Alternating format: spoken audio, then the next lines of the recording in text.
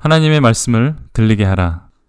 장군을 이긴 아줌마. 오늘은 사사기 4장의 이야기입니다. 사사기 4장은 이스라엘을 왼손으로 구한 에훗 이후의 이야기가 되겠습니다. 사사기의 이야기는 틀이 있다고 했죠. 이스라엘이 하나님을 떠나고 타락을 하게 됩니다. 하나님을 떠난 이스라엘은 고통을 받게 되죠. 이 고통 속에서 이스라엘 백성들은 하나님께 부르짖고 돌아옵니다. 그러면 하나님께서 이들을 불쌍히 여기고 구원자인 사사를 보내서 구원하십니다. 그리고 사사가 살아있는 동안 얼마 동안 평안했다. 이런 식으로 이야기가 끝이 납니다. 오늘 사사기 4장의 이야기도 이렇게 시작이 됩니다. 1절을 보면 에훗이 죽은 후에 이스라엘은 또다시 타락을 하게 됩니다. 사사기 이야기 틀의 시작이죠. 이스라엘이 타락하자 하나님께서는 이스라엘을 징계하십니다. 2절을 보니까 가나안 왕 야빈이 이스라엘을 괴롭게 했다고 되어 있습니다. 3절을 보면 야빈 왕은 철병거 900승이 있다고 기록이 되어 있습니다. 당시 이스라엘은 변변한 무기조차 없었습니다. 칼도 많이 없었습니다. 사사시대가 끝나고 사울 왕 때에도 무기가 없었다고 되어 있습니다. 사무엘상 13장 22절에 보면 싸우는 날에 사울과 요나단과 함께한 백성의 손에는 칼이나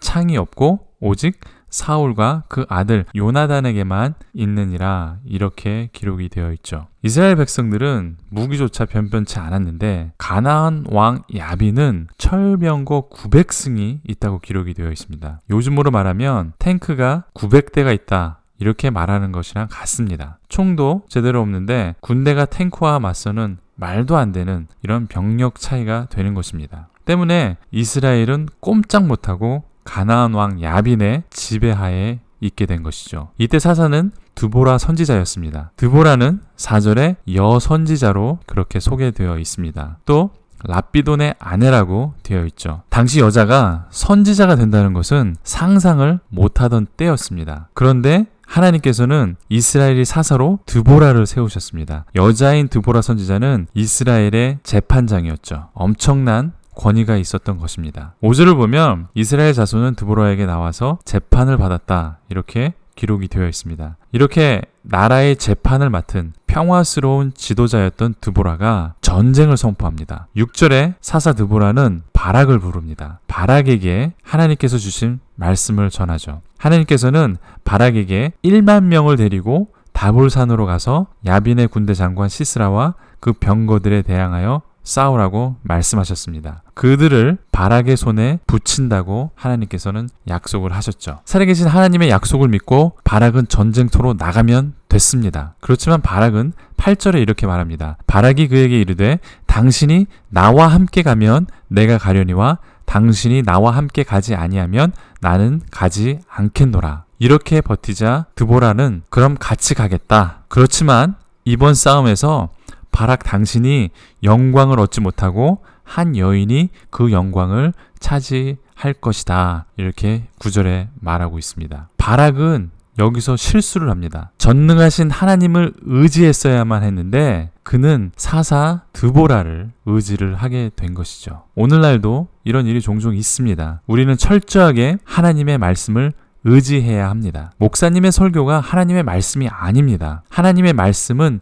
성경입니다. 제 주위에도 설교를 들으면서 하나님의 말씀을 듣는다, 이렇게 말하는 분들이 종종 있습니다. 또 일부 목사님들은 자신이 하나님의 말씀의 대언자다, 이렇게 표현하기도 합니다. 그렇지만 우리는 하나님의 말씀으로 돌아가야 하는 것입니다. 성경으로 돌아가야 하는 것입니다. 저를 포함한 많은 목사님들의 설교는 하나님의 말씀을 읽고 이해하는데 도움을 주는 거라고 저는 생각을 합니다. 물론 설교 중에도 성령님의 도움으로 하나님의 말씀이 전해집니다. 그렇지만 설교 자체가 하나님의 말씀은 아닙니다. 하나님의 말씀을 포함하고 있지만 하나님의 말씀을 해석한 것입니다. 하나님의 말씀을 깨닫고 하나님의 말씀대로 사는데 도움을 주는 직분을 수행하는 것입니다. 오늘 사사기 4장 말씀으로 다시 돌아가서 바락은 하나님의 말씀이 아니라 하나님의 말씀을 전하는 사사 드보라를 의지하게 됩니다. 열심히 싸우고 이겼지만 완전한 승리를 갖지 못하게 되는 것이죠. 어쨌든 바락은 드보라와 함께 전쟁에 참여합니다. 반면 가나안 왕 군대 장관 시스라는 병거 900승과 자신이 가진 모든 군대를 총동원해서 기손 강가에 모든 군대를 집결시킵니다. 기손 강가는 평지입니다. 병거가 싸우기에는 매우 좋은 조건을 갖추고 있는 그러한 지형입니다. 이에 맞서서 바락은 14절에 보면 군대 10,000명을 다볼산으로 집결시킵니다. 다볼산은 예수님의 고향인 나사렛에서 3시와 4시 방향으로 가면 바로 그 근처에 있는 아주 가까운 산입니다. 시스라의 병거는 평지에서 유리하기 때문에 바락은 당연히 산으로 집결한 것이죠. 지도의 가운데를 보면 여기가 나사렛입니다. 이 나사렛이고 여기가 갈릴리 호수입니다. 다볼산은 여기 빨갛게 표현된 나사렛 지역에서 바로 내려가면 다볼산이 있습니다. 화면 오른쪽에 보시면 지금의 다볼산입니다. 그리고 왼쪽에 보이는 이 강이 기손강입니다. 여기 있는 기손강, 요 하류 부분에 해당하는 부분인데 이 기손강은 이 하류 부분 요 부분에서 쭉 이어져서 여기까지 해서 시작이 됩니다. 이곳에서 기손강이 시작이 돼서 강이 흘러서 바다로 이렇게 내려가는 강입니다. 강은 그렇게 넓고 물이 많이 흐르는 그런 강은 아니지만 이 평지, 회색 지역이 평지이기 때문에 아주 큰 평지죠. 이 평지에서 이 시스라의 군대가 집결을 하고 이에 맞서서 10,000명인 이스라엘 군대는 이 산지에 모여서 전쟁을 한 것이죠. 그래서 이 산지에서 내려와서 평지에서 싸운다는 것은 굉장히 보병에게는 불리한 것이죠. 왜냐하면 여기에서는 전차가 있었기 때문에 이곳에 내려온다는 것은 말이 되지 않는 것이죠. 이스라엘 군대가 산에서 내려오거나 산에서 싸우는 전투에 밀리면 바로 이 전투는 끝난 것입니다. 가망이 없는 싸움이 되는 것이죠. 객관적으로 보면 이스라엘 군대가 이길 수 없는 그런 전투입니다. 지형적으로 너무 불리하죠. 그런데 15절을 보겠습니다. 여호와께서 바락의 앞에서 시스라와 그 모든 병거와 그 온 군대를 칼날로 쳐서 패하게 하심에 시스라가 병거에서 내려 도보로 도망한지라. 누가 이 막강한 군대를 이겼습니까? 바로 여호와께서 그렇게 하셨다. 성경은 말씀하고 있는 것이죠. 바락이 전투 계획을 잘 세워서 이겼습니까? 싸움을 잘해서 이겼습니까? 아닙니다.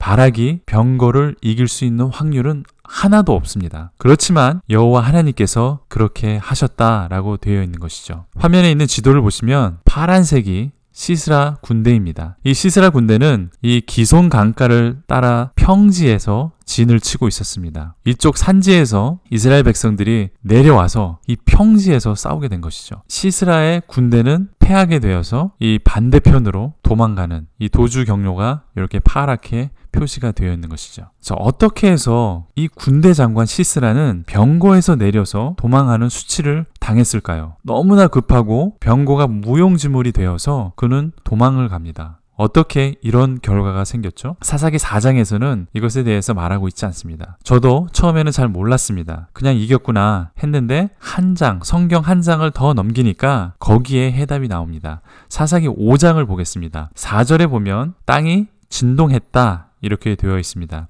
그리고 하늘이 새어서 구름이 물을 내렸다 이렇게 표현되어 있습니다. 다시 말하면 이날 전투가 있는 날에 지진이 났습니다. 그리고 5절에 보면 산들도 진동하였다 이렇게 되어 있죠. 또 4절 후반부에는 하늘에 구멍이 났는지 비가 아니라 물이라고 표현이 되어 있습니다. 이렇게 되면 전차들이 이동하는데 큰 어려움을 겪게 됩니다. 평지가 진흙탕이 되어서 이 전차가 이동하지 못하는 그런 상황이 벌어지게 되는 것이죠. 또 5장 21절을 보면 기손강은 그 무리를 표류시켰으니 이렇게 되어 있습니다. 다시 말하면 기손강이 범람해서 시스라의 병거를 삼켰다라고 그렇게 알 수 있는 것이죠. 기손강은 그렇게 큰 강이 아닙니다. 아주 작은 강입니다. 그리고 물이 그렇게 많이 흐르지 않습니다. 하류 부분에 가면 물이 좀 많이 있긴 하지만 그래도 물이 많이 흐르는 그런 강이 아닙니다. 그런데 갑자기 지진이 나고 엄청난 비가 내려서 전차는 진흙으로 변한 땅에 꼼짝도 못하는 신세가 되었습니다. 그리고 이 꼼짝 못하는 전차에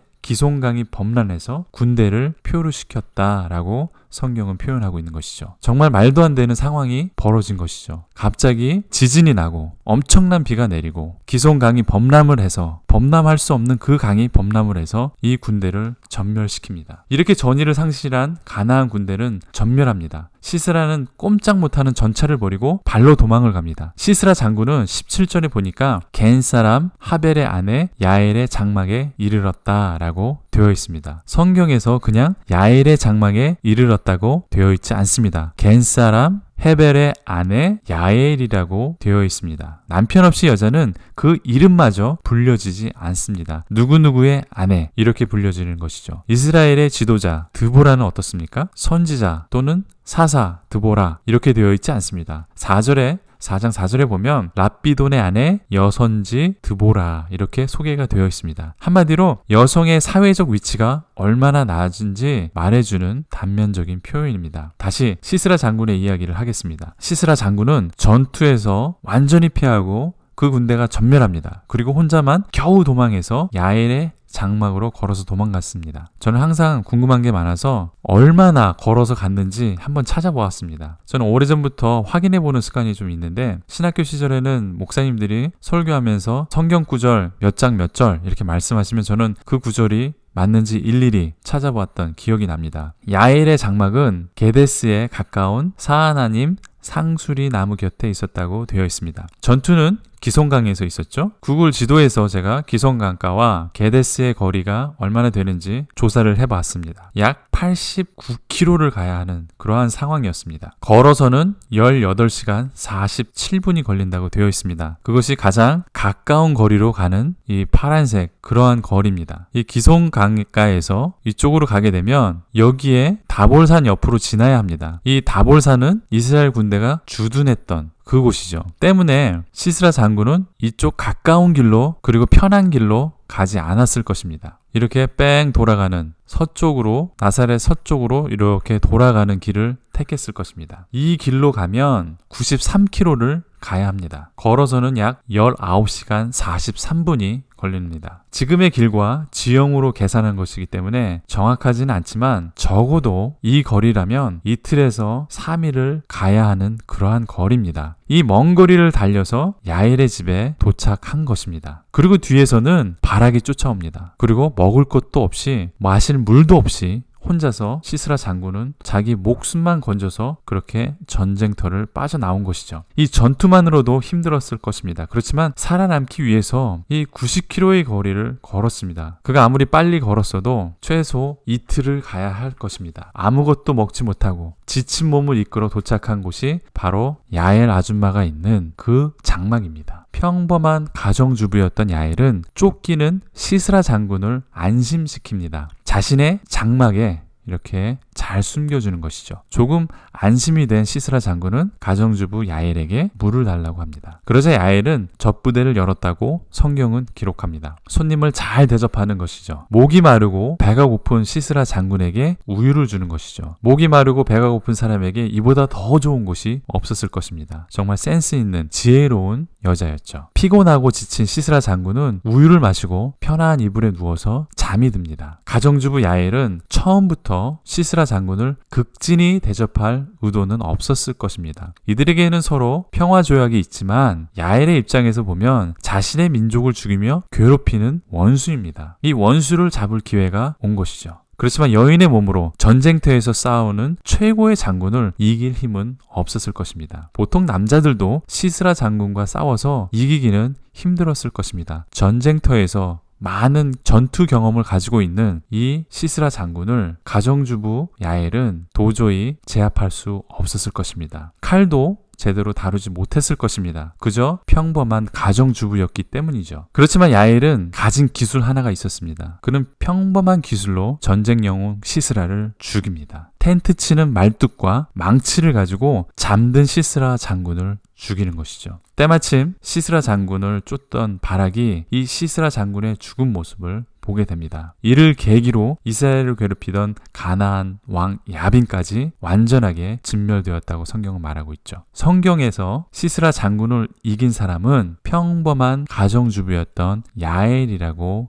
기록하고 있습니다. 병거 900승을 가지고 그 지역에서 제일 강한 장군이었던 시스라가 한 가정주부인 야엘에게 죽임을 당합니다. 야엘은 가정에 충실한 여자였습니다. 야엘이 한 일은 평소처럼 손님을 잘 대접하는 일이었습니다. 시스라가 찾아왔을 때 야엘은 평소처럼 손님을 맞이한 것이죠. 18절에는 영접하였다라고 되어 있습니다. 두려워서 떠는 시스라에게 숨을 곳을 제공하고 우유를 주어서 잘 대접하고 영접한 것이죠. 야엘이 시스라를 죽인 것은 말뚝과 망치였습니다. 당시 여자들에게는 익숙한 것이었습니다. 유목민들은 자주 이동을 합니다. 이동할 때 여자들도 텐트를 치는 일에 함께 했습니다. 그 때문에 당시 보통 여자들은 굉장히 익숙한 일이었습니다. 텐트를 치고 손님을 대접하는 평범한 가정주부의 일도 하나님께서 쓰셨다는 것입니다. 이스라엘을 구원하는 손길로 평범한 가정주부의 가사노동의 기술을